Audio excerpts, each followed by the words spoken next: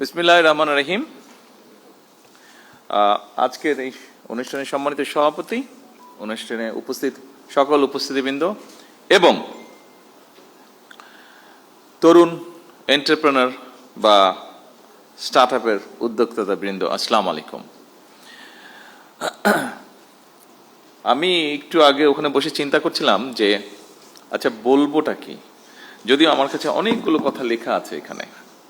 আমি চিন্তা করছিলাম বলবোটা কি, এই জন্য চিন্তা করছিলাম যে আমার আগে যারা বক্তব্য রাখলেন এবং আমার যে এক্সামটা কিছুক্ষণ আগে হয়ে গেল, আমার মনে হয় মোটামুটি ভাবে সেখানে বক্তব্যের সবকিছুই চলে এসছে। জি, ভালো নাম্বারে পেয়েছি, থ্যাংক ইউ সো মাচ। তো এখন আসলে বলার বোধহয় খুব বেশি কিছু নেই, বলি যা বলার সেটা বলা হয়ে গেছে, এখন বোধহয় কাজ করার সময়। আপনারা যারা এখানে নতুন এন্টারপ্রেনার আছেন, উড বি এন্টারপ্রেনার আছেন, যারা এগিয়ে আসতে চাচ্ছেন, যারা কিছু করতে চাচ্ছেন, আপনাদেরকে একটা কথা আমি শুধু বলি, আপনারা যেটা করতে চাইছেন, it's not so easy, it's very difficult, কিন্তু আপনি পারবেন যদি আপনার ইচ্ছা থাকে। আমি আমার লাইফের ছোট্ট একটু বিষয় তুলে ধরতে চাইছি।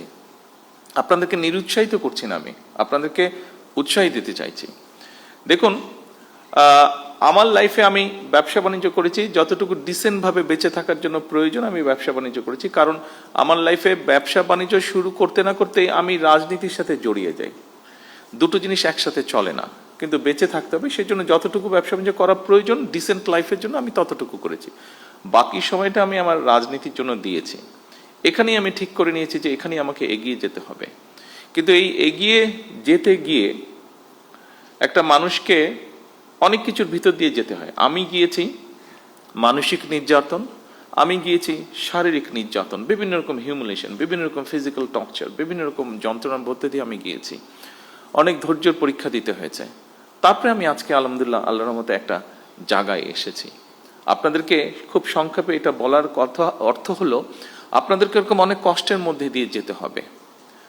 তবে আপনাদেরকে এতটুকু বলতে পারি, এই মুহূর্তে আমার সরকারের অবস্থান থেকে আমি বলতে পারি, আমরা আছি আপনাদের সাথে, আপনাদেরকে হেল্প করার জন্য, আপনাদেরকে পথ দেখানোর জন্য, আপনাদের পাশে দাঁড়ানোর জন্য আমরা আছি। কতটুকু পারবো আমি জানি না, বাট আমরা আছি। যতটুকু পারবো সর্বোচ্চ শক্তি দিয়ে আপনাদের পাশে থাকার চেষ্টা করব আমরা ইনশাল্লাহ। এই জন্য আমি এই কথাটা বলছি, কারণ আপনাদেরকে এগিয়ে আসতে হবে। আপনারা আজকে যারা এন্টারপ্রেনার হবেন, যারা হতে চাইছেন, যারা হয়ে গিয়েছেন, কাজ শুরু করেছেন, এখানে বেশ কয়েকজনকে আমরা দেখেছি যারা বেশ কিছু দূর এগিয়ে গিয়েছেন, এবং এগিয়ে গিয়ে যারা মানুষ, সমাজ, সামগ্রিকভাবে দেশের উপকার করছেন। আপনাদেরকে প্রয়োজন, আপনার জন্য আপনার প্রয়োজন না, আপনাকে প্রয়োজন লক্ষ কোটি মানুষের জন্য প্রয়োজন, আপনাকে প্রয়োজন এই দেশের জন্য প্রয়োজন। কারণ আমি একটি কথা বলেছি, ওই দিন আমি গিয়েছিলাম চিন্ময়ীতে, একটি অনুষ্ঠান হচ্ছিল, সেটি ছিল ইনোভেশন ইভেন্ট। আমরা ছোটবেলায় সায়েন্স ফেয়ার বলতে যা বুঝিয়েছি, অনেকটা ওরকম। বিভিন্ন বাচ্চারা, স্কুলের বাচ্চারা, বিভিন্ন সারা দেশ থেকে এসছে, তারা ওখানে বিভিন্ন রকম তাদের প্রজেক্ট তারা নিয়ে এসেছে। কিছুদিন আগে আরেকটা অনুষ্ঠানে গিয়েছিলাম, সেখানে প্রায় সারা বাংলাদেশের প্রাইমারি স্কুলের 22 লক্ষ বাচ্চা পার্টিসিপেট করেছিল।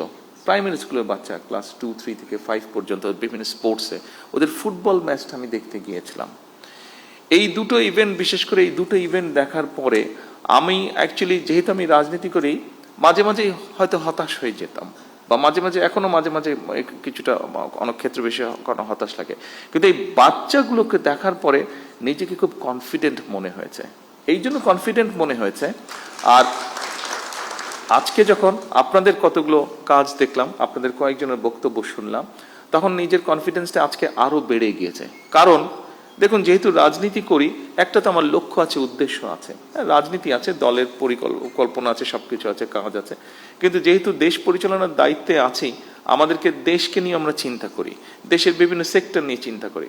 আজকে যখন আপনাদেরকে দেখলাম, এবং ওই দিন ওই দুটো ইভেন্টে ওই বাচ্চাগুলোকে দেখেছি, আজকে আমার কাছে মনে হচ্ছে এই যে আমরা রাত দিন পরিশ্রম করছি, চেষ্টা করছি একটু চেঞ্জ করার জন্য, আমার মনে হলো যে হ্যাঁ, আমরা কিছু সংখ্যক মানুষের হাতে দিয়ে যেতে পারবো, যারা আমরা যেখানে ছেড়ে যাব সেখান থেকে তারা দেশটাকে এগিয়ে নিয়ে যেতে পারবে।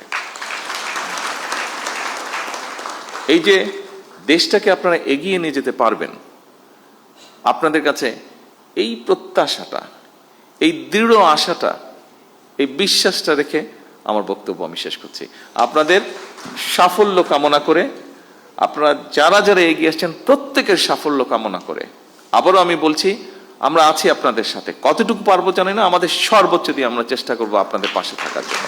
সকলকে আন্তরিক ধন্যবাদ। আল্লাহ হাফেজ।